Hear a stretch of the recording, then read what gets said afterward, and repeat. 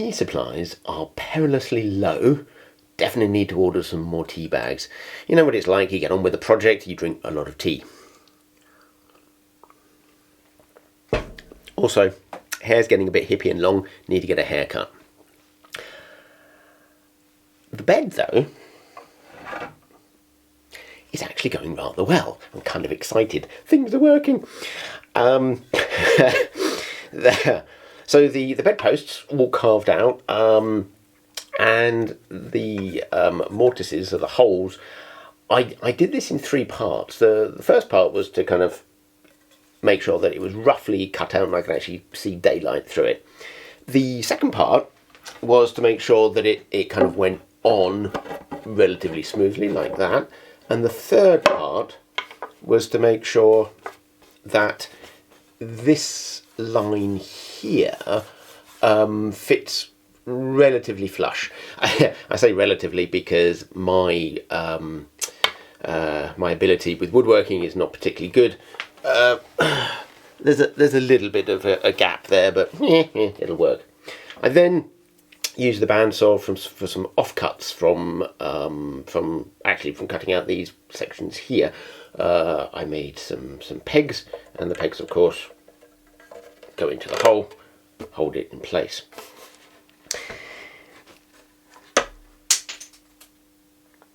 That was clever.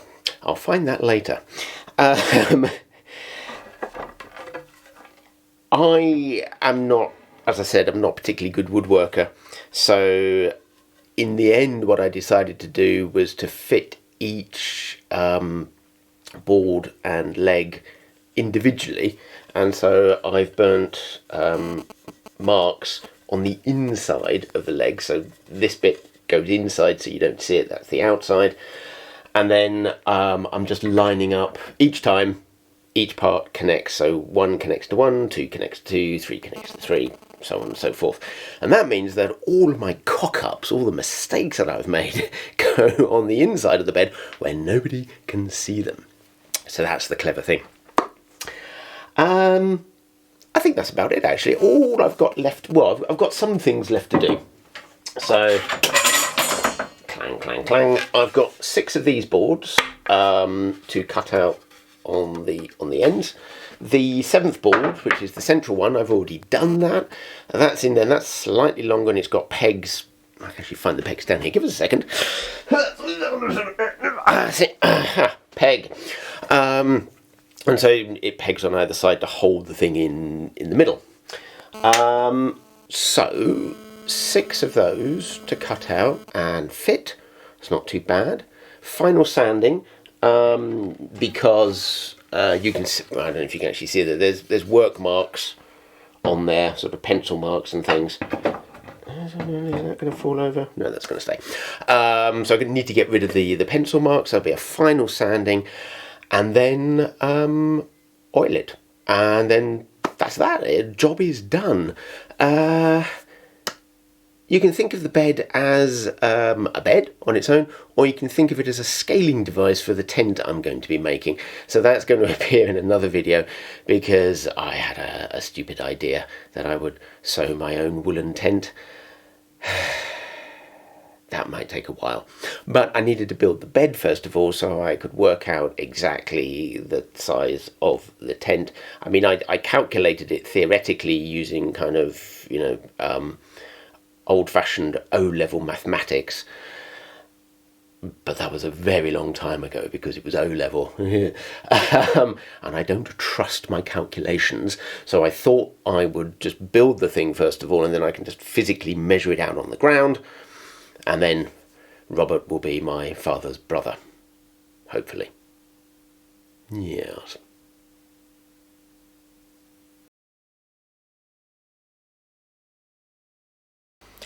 Ta-da! It's all finished, and it works, and it's not too creaky either, so I'm quite happy with this. Although you might notice that the wood is a little bit darker than the stuff I've shown you before, because I've treated it, and I'll explain that in the next bit. Which bit? This bit. Are we sitting comfortably?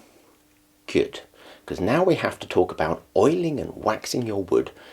And you've got to be well behaved, no snickering, not even in the back there, okay? This is the unprotected wood. As you can see, it's quite light. And this is slightly darker, it's the protected wood. Now, we've got two options here. We can choose to oil our wood, or we can choose to wax our wood.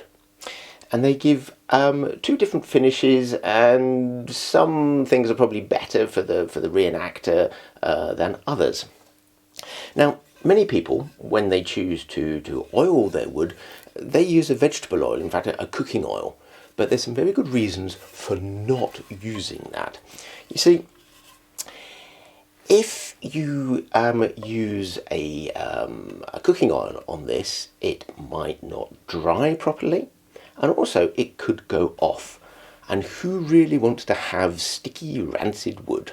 Not a good idea. So what we need to do here is we need to use boiled linseed oil. Not linseed oil, but boiled linseed oil. Now this will dry. If you have kind of very cold, damp conditions, or if you put too heavy a coat on to begin with, then it might take up to 2 days to dry, but it generally dries quite quickly. On something like this, your virgin wood, then you're going to need to put about 3 coats on, allowing it to dry in between. And what this does is gives very good deep penetration of your wood, and who can deny that that's a good thing, which makes it very, very waterproof. The other option here is to go for some sort of beeswaxing. And here it's not pure beeswax, it's beeswax mixed again with boiled linseed. You can find recipes on the internet. I'm not an expert on this, you just go and have a look, find something you like.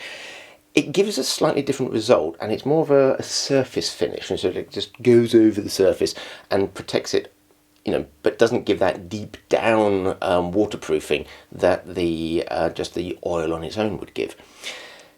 Now, if like this bed here, you're going to be erecting your wood in many different places,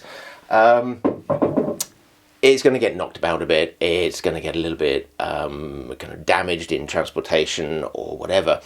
And if you have a beeswax coat over the top of it, then that can actually get chipped and broken, and so it's probably not as good as using something like a boiled linseed oil on it, because this, as I said, it penetrates into the wood, and at that point it gives better protection for, if you're moving it around. If it's more stationary, if it's just on display somewhere, then you might be better off going for the beeswax option. As I said before, if you're just absolutely new piece of wood like this, 3 coats is a good idea. But then after that, you can get away with coating it once a year. I tend to forget about these things, and so I generally try and do it at the beginning of a season and at the end of a season, and then at least I know that I have done it at least once in a year, just in case I forgot. Okay. Oh, I almost forgot. My cheese problem is now solved. I was hoping, maybe to get something like the UN in, or some kind of peacekeeping force to sort it out. But in the end, a group of businessmen stepped in, which was rather nice, unexpected, because normally businessmen don't step in and sort that kind of thing out. But they did in this time. So a big thank you to the fridge magnets for sorting that out. Comment, rate, subscribe, like, Patreon. Oh, I can't hear out that ear now. Oh dear, that was a bad idea. Very bad idea.